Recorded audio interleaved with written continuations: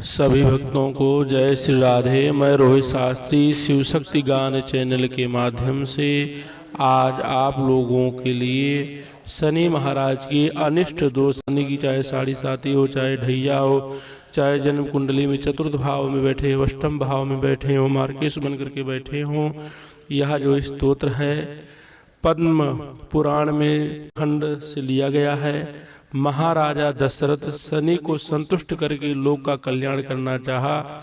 ये जो स्तुति है, स्तोत्र है, इसको सुनने मात्र से शनि महाराज जी के जितने भी अशुभ दोष होते हैं वह सब शुभ में परिवर्तन हो जाते हैं और सब लोग भगवान का ध्यान करते हुए अपनी जो भी इच्छा उसको मन में व्यक्त करते हुए शनि महाराज जी से अपने जीवन में शुभ की प्राप्ति के लिए प्रार्थना करते हुए इसको श्रवण करिए। महाराज दशरथ का शनि को संतुष्ट करके लोक का कल्याण करना। नारद जी ने पूछा, सुरश्रेष्ठ शनिचर की दी हुई पीड़ा कैसे दूर होती है? शनि महाराज जी की दी हुई पीड़ा कष्ट कैसे दूर होती है, या मुझे बताइए। महादेव जी बोले, देवर से सुनो।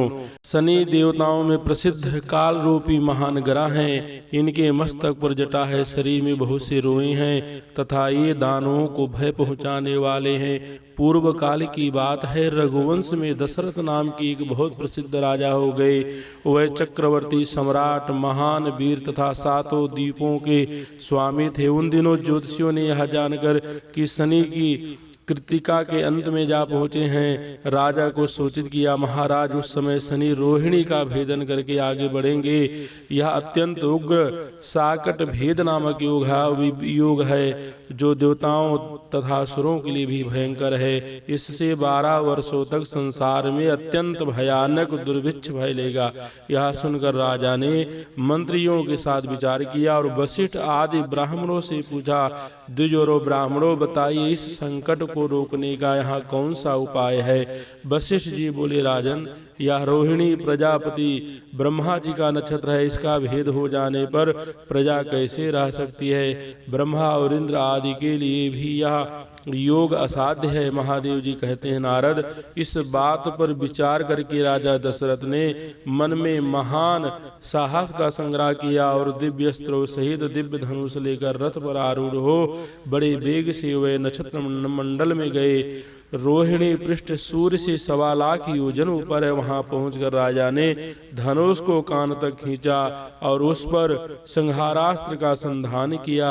वह अस्त्र देवता और असुरों के लिए भयंकर था। उसे देखकर शनि कुछ भयभीत हो हंसते हुए बोले, राजेंद्र, तुम्हारा महान पुरुषार्थ शत्रुओं को भय पहुंचाने वाला है। मेरी दृष्टि में आकर देवता, असुर, मनुष्य, सिद्ध, विद्याधर और नाग सब भस्म हो जाते हैं, किंतु तुम बच गए। अतः महाराज, तुम्हारे तेज और पौरुष से मैं संतुष्ट हूँ। वर मांगो, तुम अपने मन से जो कुछ चाहोगे उसे अवश्य दूंगा।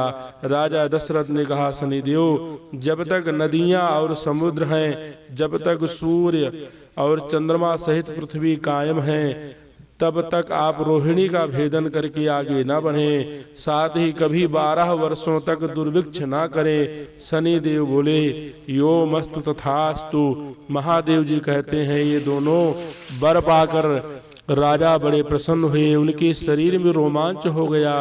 वह रथ के ऊपर धनुष डाल हाथ जोड़ शनि की इस प्रकार स्तुति करने लगे। दशरथ बोले, जिनके शरीर का वर्ण कृष्ण नील तथा भगवान शंकर के समान है, उन शनि देव को नमस्कार है। जो जगत के लिए कालाग्नि योगकृतांत रूप हैं, उन शनि देव को बारंबार नमस्कार है।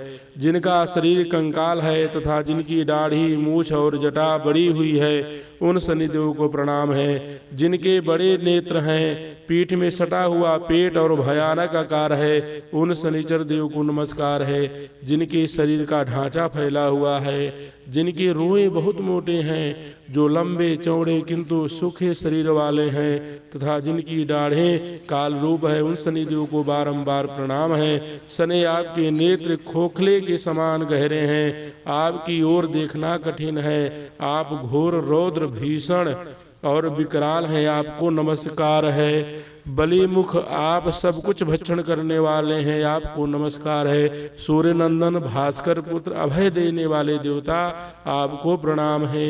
नीचे की ओर दृष्टि रखने वाले शनिदेव, आपको नमस्कार है। संवर्तक, आपको प्रणाम है। मंद गति से चलने वाले शनिचर, आपका प्रतीक तलवार के समान है, आपको पुनः पुनः प्रणाम है। आपने तपस्या से अपने देह को दग्ध कर दिया। आप सदा योग अभ्यास में तत्पर, भूख से आतुर और अतृप्त रहते हैं, आपको सदा सर्वदा नमस्कार है। ज्ञान नेत्र, आपको प्रणाम है। कश्यप नंदन सूर्य के पुत्र शनिदेव, आपको नमस्कार है। आप संतुष्ट होने पर राज दे देते हैं और रुष्ट होने पर उसे तत्क्षण हर लेते हैं। देवता, असुर, मनुष्य, सिद्ध, विद्याधर और नाग, ये सब आपकी दृष्टि पड़ने से समूल नष्ट हो जाते हैं। देव, मुझ पर प्रसन्न होइए, मैं वर पाने के योग्य हूँ और आपकी शरण में आया हूँ। महादेव जी कहते हैं, नारद, राजा की इस प्रकार स्तुति करने पर ग्रहों के राजा महाबलवान सूर्य पुत्र शनिचर बोले, उत्तम व्रत के पालक राजेंद्र, तुम्हारी इस स्तुति से मैं संतुष्ट हूँ। रघुनंदन, तुम इच्छा अनुसार वर मांगो, मैं तुम्हें अवश्य दूंगा। दशरथ बोले, सूर्य नंदन, आज से आप देवता, असुर, मनुष्य, पशु, पक्षी तथा नाग किसी भी प्राणी को पीड़ा न दे।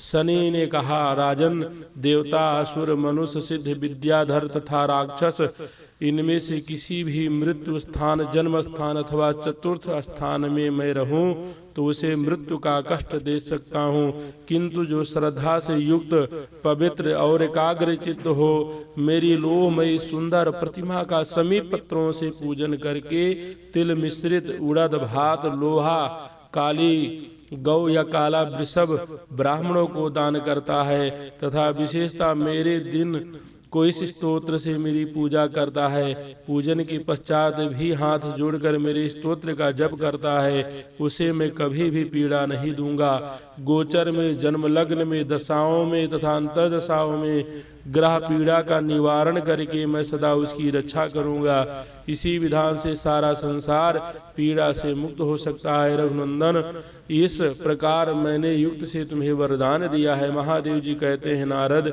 वह तीनों वरदान पाकर उस समय राजा दशरथ ने अपने को कृतार्थ माना।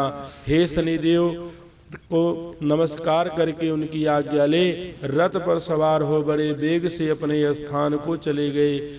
उन्होंने कल्याण प्राप्त कर लिया। जो शनिवार को सवेरे उठकर इस स्तोत्र का पाठ करता है तथा पाठ होते समय जो श्रद्धा पूर्वक इसे सुनता है, वह मनुष्य पाप से मुक्त हो स्वर्ग लोक में प्रतिष्ठित होता है। बोलो शनिदेव भगवान की जय। जिन भक्तजनों को स्तोत्र भी चाहिए वो कमेंट करेंगे, उनको स्तोत्र भी डाल दिया जाएगा उनके लिए। जय जय श्री राधे। भगवान शिव सबका कल्याण करे, शनि महाराज सबके ऊपर प्रसन्न रहें और सबको शुभ आशीर्वाद प्रदान करें। जय जय श्री राधे।